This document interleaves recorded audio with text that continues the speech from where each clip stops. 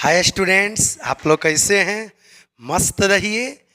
आइए, junior account का जो आपका बहुत बड़ा एक अपॉर्चुनिटी आया, इसको मत छोड़िए। ज़्यादा से ज़्यादा लगल रहिए, टाइम वेस्टेज मत कीजिए, क्योंकि आपके लिए टाइम बहुत गोल्डन टाइम है। देखिए, आते हैं सीधे टॉपिक पर। कंपनी अकाउंट इंट्रोडक्शन का एक ऑब्जेक्टिव वीडियो जा चुका है। जो ऑब्जेक्टिव पहले गया वो कंपनी का था, कंपनी क्या है, टाइप्स ऑफ कंपनी का, उसका। ये जो ऑब्जेक्टिव जा रहा है ना, ये शेयर का है। शेयर किसे कहते हैं, टाइप्स ऑफ शेयर क्या है, इससे रिलेटेड है। आप लोग सबसे पहले एक सारे स्टूडेंट से मैं बोलना चाहता हूँ, आप लोग ज़्यादा से ज़्यादा वीडियो पहले शेयर कीजिए, क्योंकि जैसा चाहिए वैसा व्यू अभी फ़िलहाल नहीं जा रहा है।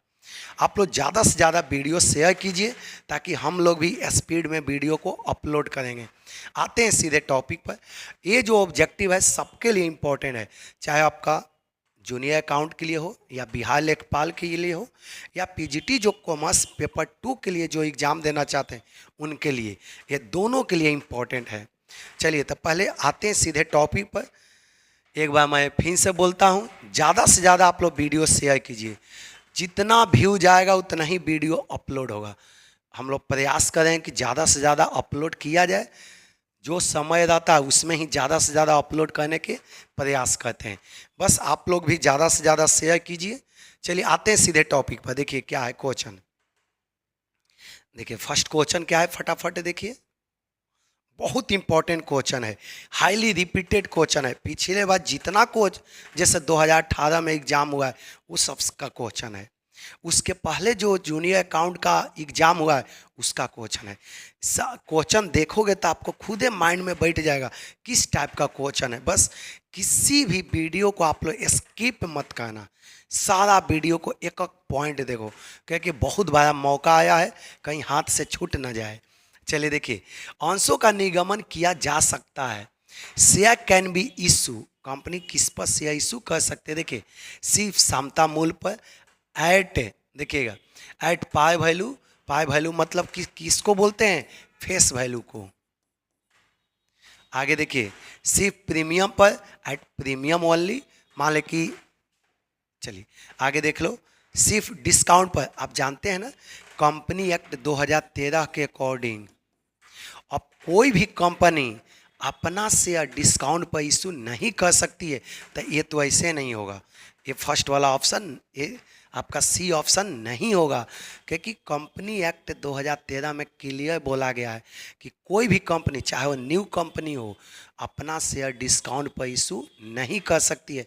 केवल दो शेयर को छोड़कर, देखो पहले बताए होंगे, स्वीट इक्विटी, राइट शेयर, दोनों को छोड़कर। चलिए, समता मूल्य पर या प्रीमियम पर, चलिए इसका सही आंसर होगा डी, क्योंकि कंपनी एक्ट 2000, हाँ, कंपनी एक्ट 1956 के अकॉर्डिंग कंपनी डिस्काउंट पर इशू कर सकती थी, लेकिन 2013 जब आया ना कंपनी एक्ट, इस पर कंपनी के ऊपर 100% रोक लग गया कि अब कोई भी नया कंपनी अपना शेयर डिस्काउंट पर इशू नहीं कर सकती है। 100% रिस्ट्रिक्शन लग गया। कोई भी कंपनी अपना शेयर चाहे तो पार पर करेगी, या नहीं तो किस पर करेगी, प्रीमियम पर। तो फर्स्ट क्वेश्चन क्लियर। चलते हैं नेक्स्ट क्वेश्चन पर। चलिए नेक्स्ट क्वेश्चन देखिए। देखिए, समता अंशधारी कंपनी के होते हैं। Equity shareholders are of the company, बताइए इक्विटी शेयर होल्डर कंपनी के लिए क्या होता है। Equity shareholders of company,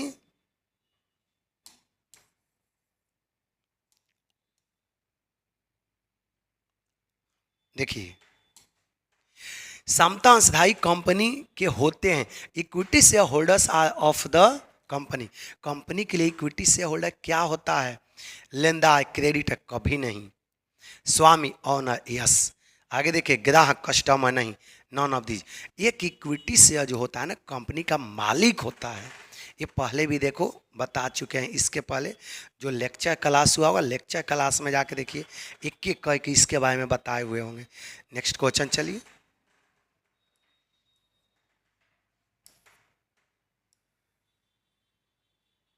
चलिए नेक्स्ट क्वेश्चन देखिए क्या है फटाफट।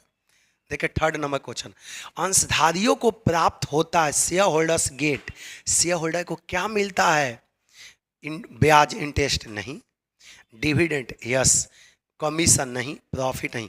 एक शेयर होल्डर को हमेशा क्या मिलता है, डिविडेंड मिलता है। डिविडेंड क्या होता है आप तो जान ही रहे हैं, डिविडेंड क्या होता है, पार्ट ऑफ प्रॉफिट्स। कंपनी का जितना भी प्रॉफिट होता है उसमें से कुछ पार्ट अपना शेयर होल्डर को भी कंपनी देती है, इसी को हम लोग बोलते हैं डिविडेंड। यहाँ तक किसी को कोई भी डाउट नहीं है।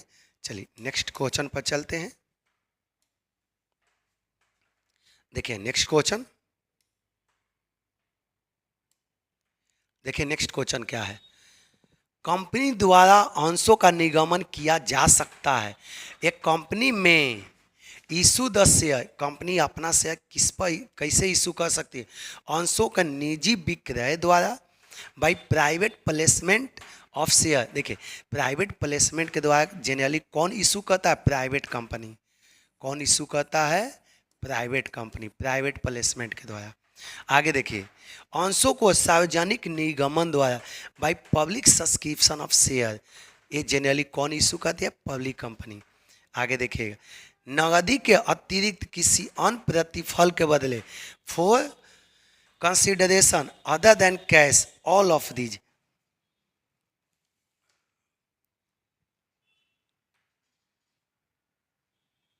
देखिएगा ये समझ में आ गया, पब्लिक सब्सक्रिप्शन के द्वारा जनरली कौन कंपनी करती है, पब्लिक कंपनी। अगला point, for consideration other than cash, all of these. तो ये आप लोग को देखिए अभी प्रैक्टिकल क्वेश्चन, अभी प्रैक्टिकल हम पढ़ाए नहीं है, नेक्स्ट वीडियो में सारा प्रैक्टिकल देखिए बताएंगे, सारा प्रैक्टिकल लेक्चर जो देंगे ना तो वहाँ पर ये वाला टॉपिक आपको क्लियर करेंगे कि कंपनी मार्केट में दो चीज़ के लिए शेयर इशू करती है, जब कंपनी के रुपया के जरूरी हो तब, अब फॉर अदर देन कैश, जैसे कंपनी कहीं से बिल्डिंग खरीद लिया तो कंपनी उसको रुपया नहीं देकर उसको शेयर ही कंपनी दे देती है। तो हमेशा दो चीज़ के लिए शेयर इशू होता है जनरली, जब कंपनी के रुपया के जरूरी हो तब, या नहीं तो for other than cash, cash के अलावा कहीं से कंपनी मशीन खरीद लिया, मटेरियल खरीद लिया, या प्रोमोटर का शेयर इशू कर दिया, तो हमेशा शेयर दो चीज़ के लिए इशू होता है। तो इसका सही आंसर क्या होगा, डी होगा।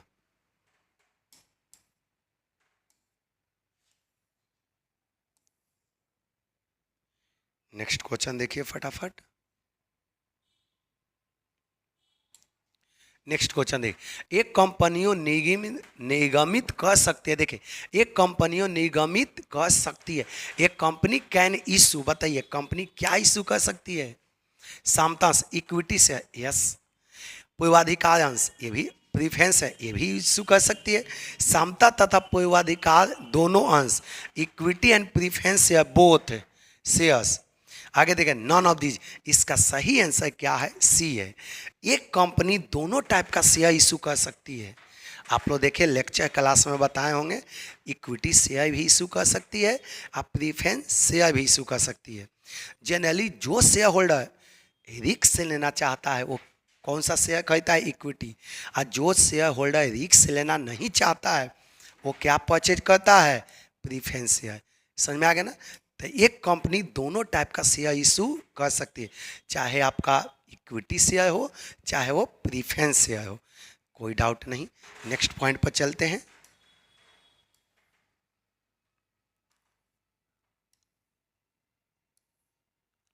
चलिए अब देखिए क्वेश्चन नंबर 6 है।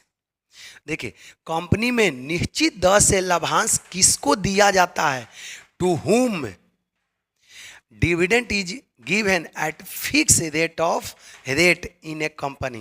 बोला कि किसको फिक्स रेट ऑफ डिविडेंड दिया जाता है, आप लोग लेक्चर क्लास में देखे होंगे तो आप लोग खुद आंसर आप लोग कमेंट में लिखो, इसका आंसर क्या होगा, समतांशधारी को टू इक्विटी शेयर नहीं, पूर्वाधिकार अंशधारी को to preference holder yes, to debenture holder नहीं, इसको तो डिविडेंड मिलता ही नहीं है, इसको तो डिविडेंड मिलता ही नहीं है, टू प्रोमोटर नहीं। फिक्स रेट ऑफ डिविडेंड हमेशा किसको मिलता है, प्रीफरेंस शेयर होल्डर को। आप लोग लेक्चर वीडियो में जाकर देखो, क्लियर हम बताए होंगे लेक्चर वीडियो में।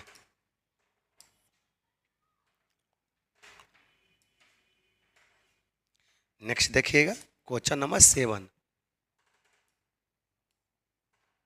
अब देखिए क्वेश्चन नंबर 7 क्या है, फटाफट देखिए।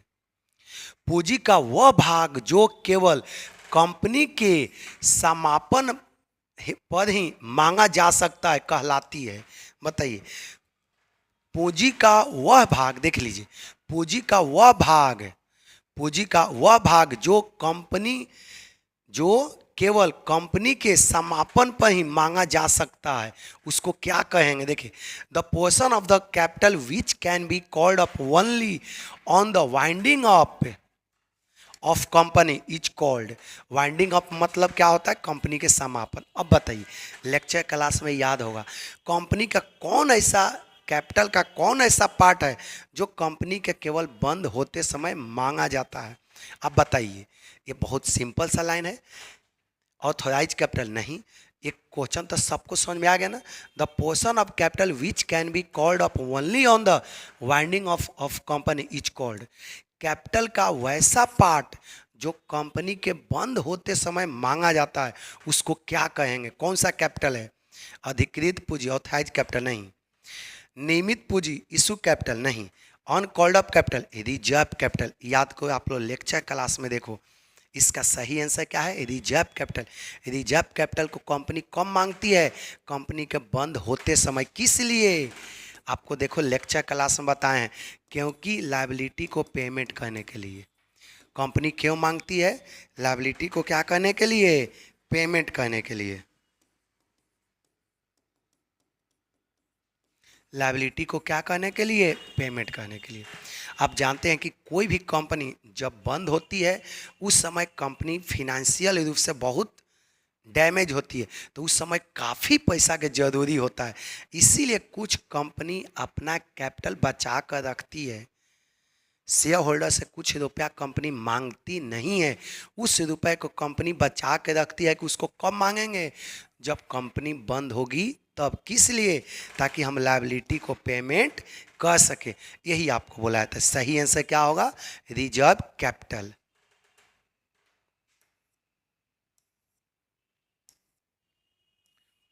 अब देखिए नेक्स्ट क्वेश्चन, बताइए क्या होगा इसका आंसर।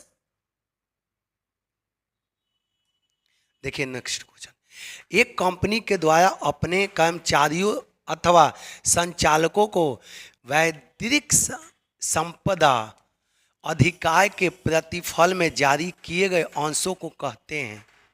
देखिए, shares issue by a company to its employee, share issue by company to its employee और directors in consideration of intellectual property rights is called। intellectual property right किसको बोलते हैं? वैसा व्यक्ति जो कंपनी के लिए अनेकों साल से काम किया है, वैसा व्यक्ति जो कंपनी के लिए बहुत परिश्रम किया है। जैसे एम्प्लॉय, मान लें कि 10 साल 20 साल 30 साल से एम्प्लॉय कंपनी के लिए बहुत कुछ किया होगा। डायरेक्टर कंपनी के लिए बहुत कुछ किया होगा। तो कंपनी खुश होकर इसको कुछ शेयर देता है। कंपनी खुश होकर कुछ शेयर देती है किसको? एम्प्लॉय को और डायरेक्टर को। क्यों? मान लें कि कोई एम्प्लॉय है, 20 साल से कंपनी में काम हो रहा है। कोई एम्प्लॉय है, कंपनी में 20 साल से काम कर रहा है, अब ये बेचारे रिटायर हो रहा है। तो कंपनी सोचती है कि बेचारे मेरे लिए 20 साल से काम किया, चलो इसको कुछ दे देते हैं। सैलरी तो हम दिए ही, सैलरी के अलावा कुछ दे देते हैं ताकि इस बेचारे का हमेशा हमेशा के लिए कंपनी से जुड़ाव हो जाएगा, कंपनी से लगाव हो जाएगा। तो इसको कंपनी कुछ शेयर देती है। यही आपसे पूछा है, ध्यान से सुनो। The share issued by a company to its employee or director in consideration of intellectual property rights are called। देखिए, अधिकार समतांश राइट इक्विटी से नहीं। देखिए, निजी समतांश प्राइवेट इक्विटी नहीं। देखिए, स्वेट समतांश स्वीट इक्विटी अंश बोनस अंश। इसका सही आंसर क्या होगा? देखिए, स्वीट मतलब होता है पसीना। स्वीट मतलब क्या होता है? पसीना। एक शेयर कंपनी किसको देती है? वैसा व्यक्ति को कंपनी इस शेयर को देती है जो व्यक्ति कंपनी के लिए पसीना बहाया हो। कंपनी के लिए पसीना बहाता कौन है? कंपनी का एम्प्लॉय या दूसरा डायरेक्टर। तो स्वेट मतलब जनरली क्या होता है? पसीना। तो स्वेट इक्विटी शेयर कंपनी किसको देती है? अपना एम्प्लॉय को देती है और डायरेक्टर को। क्यों देती है? क्योंकि वो व्यक्ति अनेकों साल से कंपनी के लिए पसीना बहाया, समय दिया, कंपनी के लिए बहुत कुछ किया, इसीलिए कंपनी खुश होकर उसको कुछ शेयर देती है। ये क्वेश्चन सबको समझ में आ गया? चलिए आगे चलते हैं फटाफट। आप लोग एक एक कह के क्वेश्चन देखते रहिए, ठीक ना? कहीं भी दिक्कत नहीं होना चाहिए। चलिए इसके अलावा देखिए, अब देखिए क्वेश्चन नंबर 9। देखिए क्वेश्चन नंबर 9 क्या है? देखिए लाभांश समांतर दिया जाता है। देखिए dividend are usually paid on. बताइए डिविडेंड किस पर दिया जाता है? अधिकृत पूंजी पर, ऑथराइज कैपिटल पर कभी नहीं। ये हाथी का दांत होता है खाली दिखाने के लिए, कोई काम नहीं है। निगमित पूंजी पर, इश्यू पर नहीं, कभी नहीं। मांगी गई अंश पूंजी पर, मांगी गई पूंजी पर नहीं। पेड अप कैपिटल पर। देखिए चुकता पूंजी पर। डिविडेंड हमेशा इसके आधार पर पेमेंट होता है। डिविडेंड हमेशा किसके आधार पर पेमेंट होता है? पेड अप कैपिटल के आधार पर पेमेंट होता है। बाकी ये सब केवल ये दोनों, ये तीनों जो होता है ना, हाथी का दांत होता है खाली दिखाने के लिए, केवल काम वाला केवल यही होता है। आप जानते हैं कंपनी के लैब जो बैलेंस शीट बनता है उसके टोटल लायबिलिटी में केवल ए ऐड होता है। कंपनी का जो बैलेंस शीट बनता है उसके टोटल लायबिलिटी में केवल ऐड कौन होता है? पेड अप कैपिटल ऐड होता है। ये दोनों तीनों ऐड नहीं होता है। इसीलिए डिविडेंड जब भी दिया जाता है तो केवल पेड अप कैपिटल के आधार पर ही डिविडेंड दिया जाता है। ये तीनों के आधार पर डिविडेंड नहीं दिया जाता है। चलिए नेक्स्ट क्वेश्चन देखिए।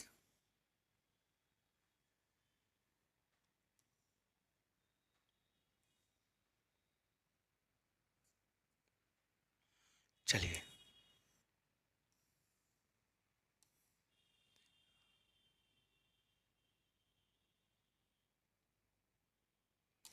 देखिए क्वेश्चन क्या है? दायित्वों की कुल राशि में सम्मिलित होती है टोटल, यही अभी अभी बताए हैं आपको just. The total amount of liability includes. Total amount of liability में क्या शामिल होता है? अधिकृत पूंजी, ऑथराइज कैपिटल नहीं। निगमित पूंजी, इशू कैपिटल कभी नहीं। चुकता पूंजी, paid up capital yes. Company के टोटल लायबिलिटी में केवल पेड अप कैपिटल को शामिल किया जाता है। ये सब केवल बताया ना, हाथी के दांत होता है, इसका कहीं भी दिखाया नहीं जाता। केवल कंपनी में यूज केवल इसका होता है। ये सब का कंपनी में यूज बस केवल फॉर्मेलिटी होता है, मेन काम का चीज यही होता है। कोई दिक्कत? चलते हैं नेक्स्ट क्वेश्चन पर।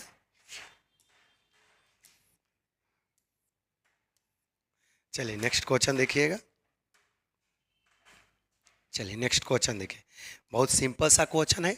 देखिए मांगी गई पूंजी का यह भाग जो वास्तव में शेयरधारकों से प्राप्त किया गया है जाना जाता है। The part of called up capital which has been actually receive from shareholder is known as. बोला कि पार्ट ऑफ कैपिटल जो शेयर होल्डर से वास्तव में प्राप्ति किया जाता है उसको क्या कहेंगे? अंकित पूंजी, नॉमिनल कैपिटल कभी नहीं। निगमित पूंजी, इशू कैपिटल कभी नहीं। चुकता पूंजी यस। इसका सही आंसर क्या होगा? सी होगा। शेयर होल्डर से वास्तव में पेड अप कैपिटल होता है ना, मांगा जाता है, यही लिखा हुआ है। एक्चुअली रिसीव, एक्चुअल में क्या रिसीव किया जाता है? Paid up capital. Next question पर चलते हैं फटाफट।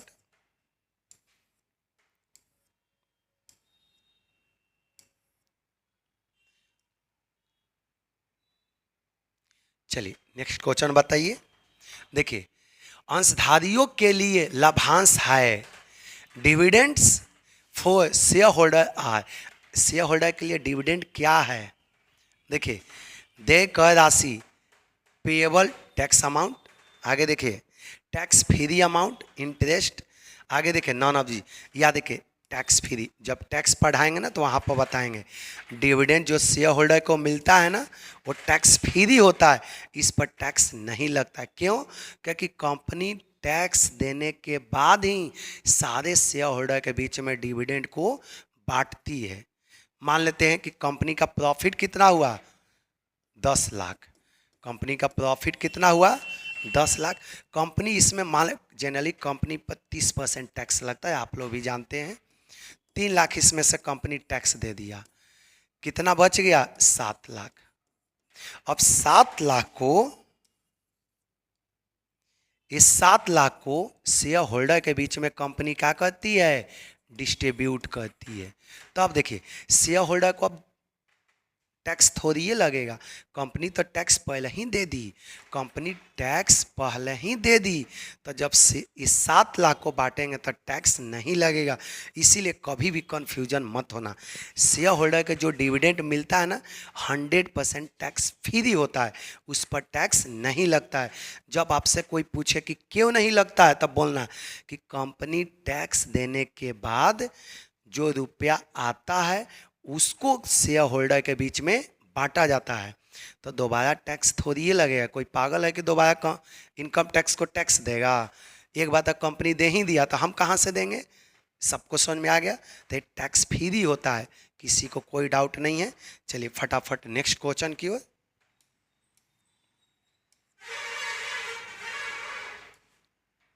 अब नेक्स्ट क्वेश्चन, एक सेकेंड।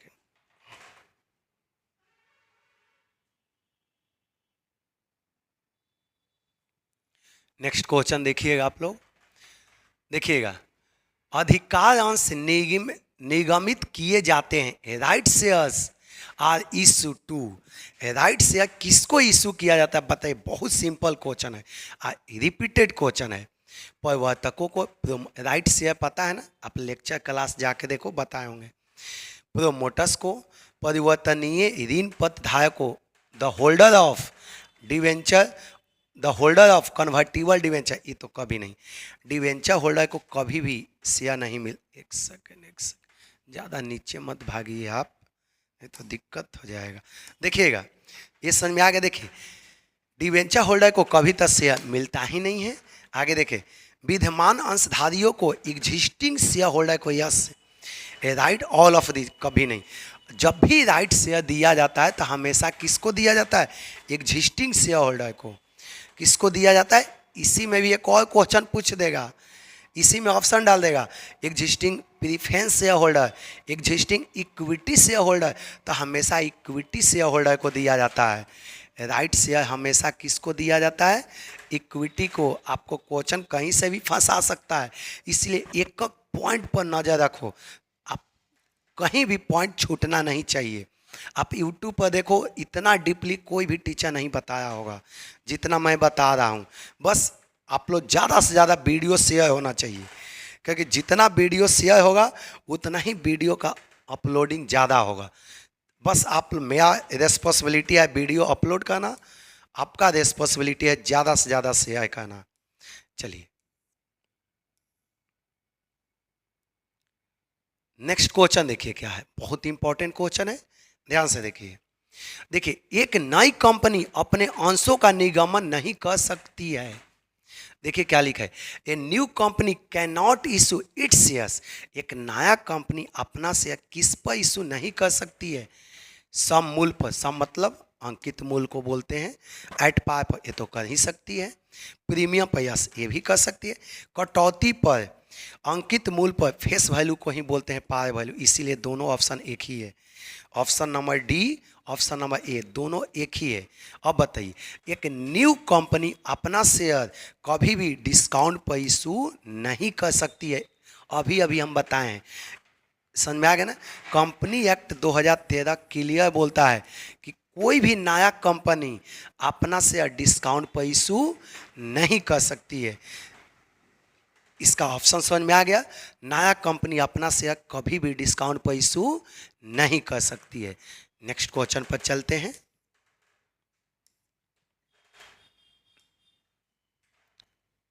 अब देखिए नेक्स्ट क्वेश्चन क्या है। नाम मात्र की पूंजी जानी जाती है nominal capital is known as, बताइए नॉमिनल कैपिटल का तीन तीन वो नाम हम बताएं, यही आपसे पूछा है। The nominal capital is known as, अधिकृत अंश पूंजी के रूप में ऑथोराइज कैपिटल, यस इसका नाम यही है। रजिस्टर्ड पूंजी के रूप में रजिस्टर्ड कैपिटल, यस। आगे देखिए ए और बी दोनों, आगे देखिए बोथ ए एंड बी, इसका सही आंसर होगा सी। इसका सही आंसर क्या होगा? सी होगा, क्योंकि नॉमिनल कैपिटल को ही बोलते हैं ऑथोराइज कैपिटल, रजिस्टर्ड कैपिटल। आप लोग लेक्चर क्लास में जाके देखो, एक एक पॉइंट आपको दिखेगा वहां पर।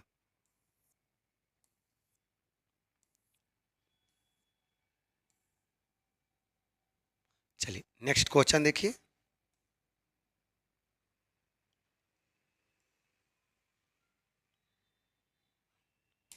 नेक्स्ट क्वेश्चन देखिए, पार्थिक पूंजी और याचिका पूंजी के अंतर को कहा जाता है? देखिए difference between subscribe capital, subscribe capital आप जानते हैं ना, पब्लिक के द्वारा एक्चुअल में कितना सब्सक्राइब किया गया, and called up capital is called, बताइए क्या है? Difference between subscribe capital and called up capital is called, subscribe capital और कॉल्ड, मान लें कि पब्लिक सब्सक्राइब कितना किया? 8 करोड़। पब्लिक सब्सक्राइब कितना किया? 8 करोड़। पब्लिक ने सब्सक्राइब कितना किया? 8 करोड़ पब्लिक सब्सक्राइब किया। इसमें से कंपनी मांगा कितना? मान लेते कि 6 करोड़ कंपनी कॉल्ड किया, 6 करोड़ कंपनी का किया मांगा, जो बच गया कितना? 2 करोड़। इसको किस नाम से जाना जाता है, यही पूछा है आपसे, तो इसको बोलते हैं ऑन कॉल्ड अप। इसको क्या बोलते हैं? On called up capital. यही आपसे पूछा है कि इस दुख, ऑन कॉल्ड अप मतलब जिसको अभी तक मांगे नहीं है। ऑन कॉल्ड अप किसको बोलते हैं? जिसको अभी तक मांगे नहीं है। बताइए बकाया याचिका कॉल सिनेरिया नहीं, कभी कभी इसमें डाउट होगा, कॉल्स इन एरिया किसे कहते हैं? जब हम किसी से, कॉल्स मतलब बाकी, एरिया मतलब सिंपल होता है बाकी। कभी कभी called, on called up, calls in area में डाउट होगा, लेकिन ये दोनों बहुत डिफरेंट है। कॉल्स इन एरिया मतलब हम शेयर होल्डर से मांगे और शेयर होल्डर नहीं दिया। ऑन कॉल्ड अप मतलब अभी तक ले मांगबे नहीं किए। ऑन कॉल्ड अप मतलब अभी तक ले शेयर होल्डर से मांगा ही नहीं गया। तो जब मांगा ही नहीं गया तो बाकी कैसे हो गया? समझ में आ गया? तो ये दोनों डिफरेंट है। बहुत स्टूडेंट कन्फ्यूजन होता है, कन्फ्यूजन मत होना, या नहीं तो फिर तो हाथ से निकल जाएगा ये ऑफर। आगे देखिए, अधिमम याचना कॉल्स इन एडवांस कभी नहीं। ऑन कॉल्ड अप कैपिटल, इसका बाबू सही आंसर क्या है? On called up capital. चलिए एकदम से दिल लगा के पढ़ो, एक मन से होता है, एक दिल से होता है। आप लोग दिल से पढ़ो, ताकि भविष्य इसी पर डिपेंडेंट है, ठीक ना? सारा भविष्य आपका भी इसी पर क्या है? डिपेंड है। तो इसे फटाफट पढ़ो और मन से पढ़ो, कंजूसी नहीं। आगे देखिएगा, देखिए क्वेश्चन क्या है। न्यून में से, देखिए न्यून में से कंपनी की पंजीकृत पूंजी कौन सी है? बताइए इसमें से कंपनी का पंजीकृत पूंजी कौन सी है? Which of the following is registered capital of company, बताइए इसमें से कंपनी का रजिस्टर्ड कैपिटल कौन है? प्रदत्त पूंजी, पेड अप कैपिटल कभी नहीं, याचित पूंजी अनकॉल्ड अप नहीं, अधिकृत पूंजी यस इशू कैपिटल। इसका सही आंसर बाबू क्या है? सी है। फटाफट ज़्यादा से ज़्यादा वीडियो पहले शेयर करो आप लोग, सबसे पहले आप लोग का यही जिम्मेवारी है।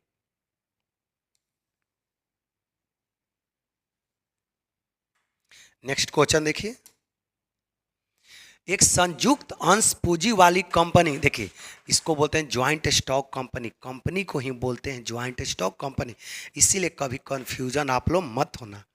देखिए ये संयुक्त अंश पूंजी वाली कंपनी को पूंजी को एक निश्चित रकम के हिस्से में विभाजित किया जाता है, उन्हें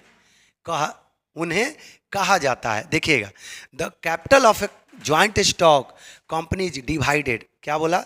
the capital of A joint stock company is divided. देखिए कितना सटीक क्वेश्चन है। ये संयुक्त अंश पूंजी वाली कंपनी को, पूंजी को माने टोटल कैपिटल को एक निश्चित रकम के हिस्सों में विभाजित किया जाता है, उन्हें कहा जाता है। मान लेते लेक्चर क्लास में देखो, कंपनी का कैपिटल 10 लाख है। इस 10 लाख को हम छोटे छोटे पार्टों में बांट दिए, 100-100 रुपए में हमने क्या कर दिया, बांट दिया। इसका मतलब कि टोटल कितना से शेयर आ गया, इतना शेयर आ गया। तब बोला कि इस छोटे छोटे पार्टों में बांटे, इसको क्या कहेंगे, तो इसको शेयर कहा जाता है। जब कंपनी के कैपिटल को छोटे छोटे पार्टों में बांट देते हैं ना, उसको क्या कहते हैं, शेयर। यही आपसे पूछा है, the capital of A joint stock company is divided, उसको क्या कहेंगे, कैपिटल नहीं, शेयर। उसको किस नाम से जाना जाएगा, शेयर। जब कैपिटल को छोटे छोटे पार्टों में बांटेंगे ना, तो उसको किस नाम से जाना जाएगा, शेयर के नाम से। नेक्स्ट क्वेश्चन चलते हैं।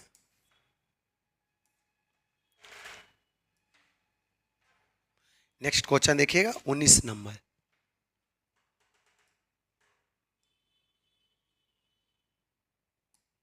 देखिए, अंशधारी होता है, शेयर होल्डर इज द, बताइए शेयर होल्डर क्या होता है, कंपनी का महाजन, क्रेडिटर ऑफ कंपनी नहीं। ये बहुत कन्फ्यूजन वाला क्वेश्चन है, आपको इसमें बहुत कन्फ्यूजन होगा, इसीलिए क्वेश्चन लाए हैं। कन्फ्यूजन नहीं होना, एक नंबर यदि कम आता है ना, आपको बहुत मुसीबत में डाल सकता है। चलिए देखिएगा, कंपनी का सदस्य मेंबर ऑफ कंपनी, यस। आगे देखिए, कंपनी का निदेशक डायरेक्टर्स नहीं, नन ऑफ दिस। इसका सही आंसर क्या है, members of company. Share holder क्या होता है, कंपनी का मेंबर होता है। शेयर होल्डर कंपनी का क्या होता है, मेंबर होता है। देखिए, बहुत इंपॉर्टेंट क्वेश्चन है, इसको एक एक करके आप पढ़ते रहो फटाफट। चलिए नेक्स्ट क्वेश्चन पर चलते हैं। चलिए आप लोग बताओ इसका आंसर क्या होगा। देखिए क्या लिखा हुआ है, पूर्वाधिकारी अंश निगमित किया जा सकता है, preference shares can be issue by. बताइए प्रीफरेंस शेयर, ये बहुत इंपॉर्टेंट क्वेश्चन है। आप लोग इस क्वेश्चन को ध्यान से, आज तक कोई भी यूट्यूब पर इस क्वेश्चन को नहीं बताया होगा गारंटी के साथ। ये क्वेश्चन कन्फ्यूजन वाला है, ये क्वेश्चन क्या है, कन्फ्यूजन वाला। कितनों भी पढ़ोगे एग्जाम हॉल में जाके कन्फ्यू, अरे यार कैसा क्वेश्चन आ गया, एक माइनर कन्फ्यूजन है, इसको ध्यान से देखिए। ये preference share can be issue by, preference share को कौन इशू कर सकता है, सार्वजनिक कंपनी द्वारा, पब्लिक कंपनी द्वारा। आगे देखिए, निजी कंपनी द्वारा, प्राइवेट कंपनी द्वारा, गारंटी एवं सीमित कंपनी द्वारा, गारंटी एंड लिमिटेड कंपनी द्वारा। आगे देखें, गारंटी द्वारा सीमित कंपनी को छोड़कर सभी के द्वारा। देखिए क्या लिखा, ऑल एक्सेप्ट, बोला कि सभी के द्वारा, एक्सेप्ट छोड़कर एक कंपनी लिमिटेड बाई गारंटी। या देखिए, जो कंपनी गारंटी के द्वारा लिमिटेड होती है वो कभी भी प्रीफरेंस या इशू नहीं करती है। तो आप बोलोगे कि सर यहाँ पर भी तो गारंटी है, तो देखना गारंटी, ये भी ऑप्शन सही है, लेकिन यहाँ पर देखो क्या लग गया है, लिमिटेड कंपनी, इसीलिए ऑप्शन नहीं होगा, ये वाला ऑप्शन होगा। देखिए खाली यहाँ पर गारंटी कंपनी रहता ना, कंपनी लिमिटेड बाय गारंटी तो हो जाता, लेकिन ये गारंटी एंड, यहाँ पर देखो एंड लगा दिया, लिमिटेड कंपनी, इसीलिए ऑप्शन नहीं होगा। नीचे आपको आना पड़ेगा, ऑप्शन डी पर आना पड़ेगा, all except company limited by guarantee. Yes, आपका सही आंसर क्या है, ए, यही लिखा है। यह preference share can be issue by, public share issue कर सकती है, प्राइवेट भी इशू करती है, आपका कंपनी लिमिटेड कंपनी भी इशू करती है, और guarantee company limited by guarantee ये कभी भी प्रीफरेंस शेयर इशू नहीं करती है। इसको माइंड में बैठा लेना है ताकि क्वेश्चन आए तो कभी गलती ना हो। चलिए नेक्स्ट क्वेश्चन पर चलते हैं। अब देखिए 21, देखिए कंपनी द्वारा नियमित समता अंशों पर वटे की अधिकतम दर हो सकता है। देखिए क्या लिखा हुआ है, the maximum rate of discount on equity share issue by A company can be. बताइए एक कंपनी द्वारा जो शेयर डिस्काउंट पर इशू किया जाता है, तब मैक्सिमम डिस्काउंट कितना हो सकता है। यदि कंपनी चाहती है कि डिस्काउंट पर इशू करें तो मैक्सिमम डिस्काउंट कितना कंपनी दे सके, यही पूछा है। कंपनी द्वारा निगमित समता अंशों पर वटे, वटे मतलब होता है डिस्काउंट की अधिकतम दर हो सकती है। The maximum rate of discount on equity share issue by a company can be, एक कंपनी अपना इक्विटी शेयर पर मैक्सिमम कितना डिस्काउंट दे सकती है, 5%, 10%, 15%, 20%। मैक्सिमम डिस्काउंट 10%, 10% से ज़्यादा कंपनी डिस्काउंट नहीं दे सकती। इसको माइंड में बैठा के चलिए, 100% एग्जाम में आएगा, इसीलिए इसको जितना पालग उतना रटिए। नेक्स्ट क्वेश्चन पर चलिए, देखिए क्या है नेक्स्ट क्वेश्चन।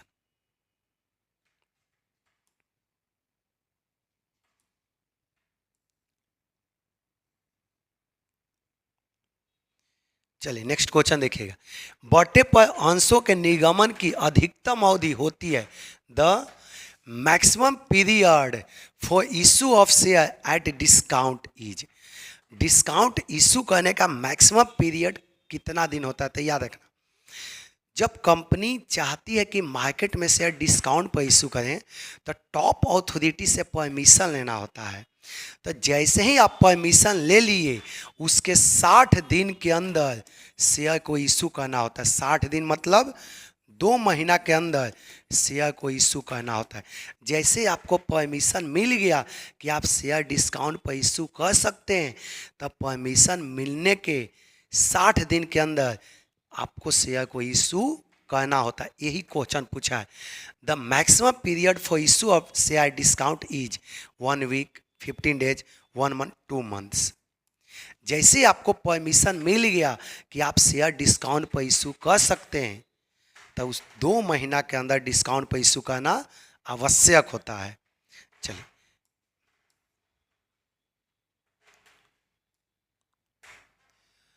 नेक्स्ट देखिए।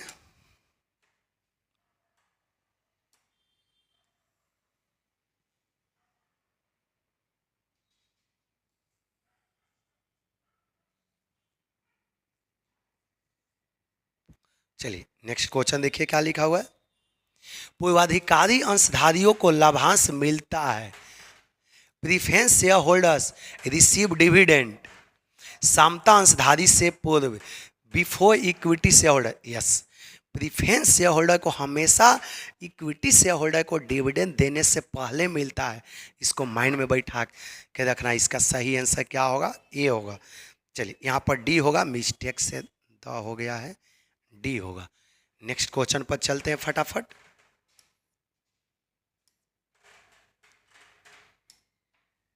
देखिए बहुत इंपॉर्टेंट क्वेश्चन आपका आ गया। देखिए क्वेश्चन क्या है, बहुत इंपॉर्टेंट क्वेश्चन है। यदि कोई कंपनी, देखिए यदि कोई कंपनी अंशों के शोधन में धारा 80, देखिए ये सेक्शन 80 किसका है, रिडेम्पशन ऑफ प्रीफरेंस शेयर का। ध्यान से देखिए, यदि कोई कंपनी अंशों के शोधन में धारा 80 का पालन नहीं करती है तो कंपनी तथा उसके प्रत्येक दोषी अधिकारी आर्थिक दंड का भागीदारी हो सकता है। If A company does not comply मतलब पालन करना।